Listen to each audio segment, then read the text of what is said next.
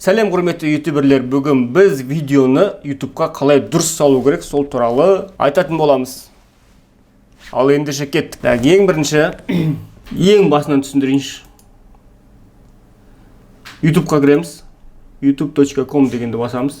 Одан кейін мына жерде қарап тұрсаңыз, плюс деген бар, создать деген. Сол создать дегенді басамыз. Басқаннан кейін мынандай добавить видео, начать трансляцию, создать запись деген болады. Создать записьті сіздер баса алмау мүмкінсіздер, өткен сіздерде 1000 подписчик па болу керек. Ондай создавать ету үшін. Сондықтан да добавить видео дегенді басамыз. Тік өткізіп. Мінекей. Мынандай терезе ашылады. Одан кейін сразу айтам, телефон арқылы мен білмейді екенмін, қалай қосу керек екенін. Сондықтан тек компьютермен үйретемін. Одан кейін ортасында мындай кнопка көріп тұрған шығарсыздар. Соны тік өткізіп басамыз. Одан кейін мындай окошко ашылады. Терезе. Терезеден видеомыз тұрған жер таңдап аламыз. Тегін музыка деген видео. Тағы біреуді атамау деймін. Сөйтіп тегін музыка деген таңдаймыз. Открытті басамыз. Салына бастайды. Одан кейін мына жерде қарап отырсаңыз, тегін музыка деп жай ғана атауы, ал біз енді толығын жазамыз.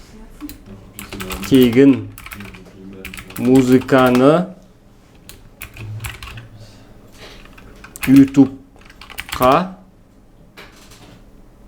ютубтан табу. Дроп қойып, толығымен жазған дұрыс, өткені адамдар әртүрлі тақырыпты іздейді оны. Сондықтан да тақырыбына дұрыс жазу керек. Авторлық құқығы жоқ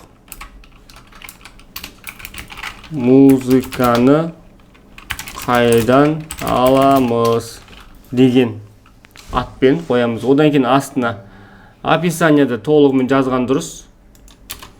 Енді бастап жатқан ютубер болсаңыз, бүгін бұл сабақты, бұл видеода авторлықламыз. Бұл видеода біз авторлық құқығы жоқ музыканы жүктейтін платформаны айтатын боламыз. Бан алмайды.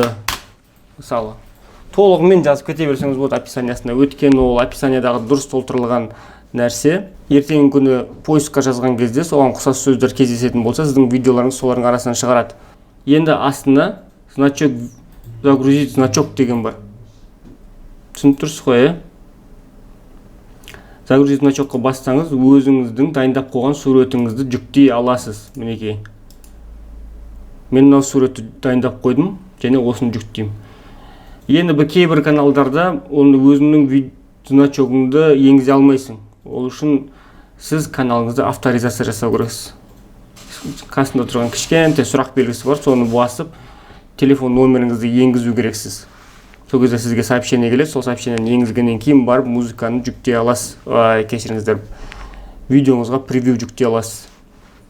Ал превью жүктедік. Енді ролик не для детей деген таңдаймыз. Өткен біздің ролигіміз 13 жастан жоғары адамдарға, балаларға, ересектерге арналған.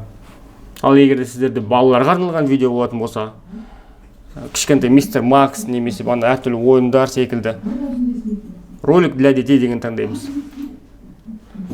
Далее дегенді басамыз. Одан кейін монетизация дегенде міндетті түрде включена дейміз. Өткен біз әр видеомыздан пайда табу керекпіз. Окей басамыз. Көрдіңіздер, Одан кейін далее дегенді басамыз. Одан кейін ең астынан мияқта оқып шығасыз. Ішінде боқтау сөздер болатын болса, да дейсіз. Смотря қандай. 18 плюс болатын болса, видеоларыңыз, мыналардың біреулерін таңдайсыз. Қайсына сәйкес. Ішінде ұру соғу болатын болса, мынаның біреуін таңдайсыз. Енді түсінікті, ары қарай барлығын оқып шығасыз. Бір оқып шығып үйреніп алсаңыз, ары қарай оқымасаңыз да болады. Ничего Мен французскийім үшін кешіріңіздер. Ничего из указанного выше дегенді басамыз. Өткен онда ешқандай қайшылық келетін ешнәрсе жоқ менде. Одан кейін далее дегенді басамыз. Даледе дополнение деген бар. Дополнениеде добавить конечную заставку дейді. Яғни видео біткен кезде екі видео тұрады жанында бит. Және каналдың несі тұрады менде. Тура сол тәсілмен сіздерді добавить дегенді басасыз. Одан кейін ондай терезе ашылады. Терезе ашылғаннан кейін Ең соңында мен әдейі мынандай жасап қойғам. Конечный заставка дейді. Соңында әдемі болып тұратын. Сондайды сіздерге де керек болса айтыңыздар, біздің мамандар жасап береді. Как последний видео деген таңдаймыз. Тура аналардың үстіне тұра қалады. Өткенде біз дайындап қойғанбыз. Одан кейін сохранить дегенді басамыз мінекей. Яғни бір жақсы видео және ең соңғы видео қатарынан тұрады, және подписаться деген ортасынан тұрады. Одан кейін давай подсказкиді қоссаңыз болады, қоспасаңыз да болады. Одан кейін далее басасыз. Далее басқаннан кейін мыяқта открытый доступты басып, опубликоватты бассаңыз бірден видеоңыз шыға келеді YouTube'қа. Доступ по ссылке дейтін болсаңыз, тек қана сілтемесін жіберген адамдар ғана аша алады видеоңызды. Ограниченный доступты басатын болсаңыз, тек қана сіз ғана көре алатын боласыз ол видеоны. Және запланировать публикацию деген бар. Мен соны басам. Өткен мен бүгін видео салдым. Енді келесі видеомды ертең шығуды қалаймын. Видеомда 9:30. Байқасаңыздар, мен күнде видео салудамын. Және сіздерді бастап жатқан ютубер болсаңыздар, немесе бір кәсіби ютубер болған жағдайда да кем дегенде аптасына бір видео салып отырыңыздар, немесе аптасына 2 видео, болмаса аптасына 7 видео салып отырыңыздар. Егер де соған өзіңіздің біліміңіз жететін болса, күнде видео салып отырған дұрыс. Өзіңіздің біліміңізбен әрдайым бөлісіңіздер. Одан кейін запланировать публикацию басамыз.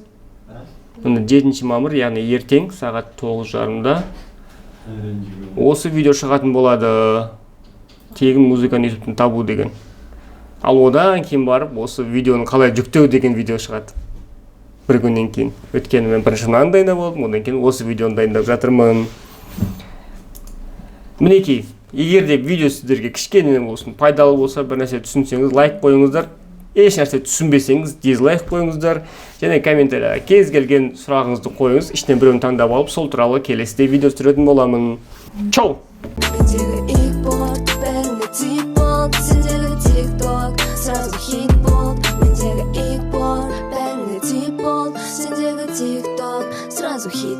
Сен мені ауыртқаннан мен айықпаймын. Екеуміздің арамызда